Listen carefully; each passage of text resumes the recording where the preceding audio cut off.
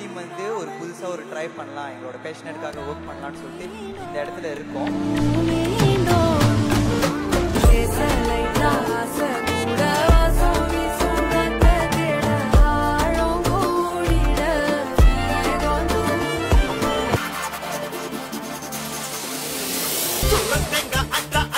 நல்லா இருந்துச்சு. It was so fun, so energetic. நாங்க நல்லா என்ஜாய் பண்ணோம்.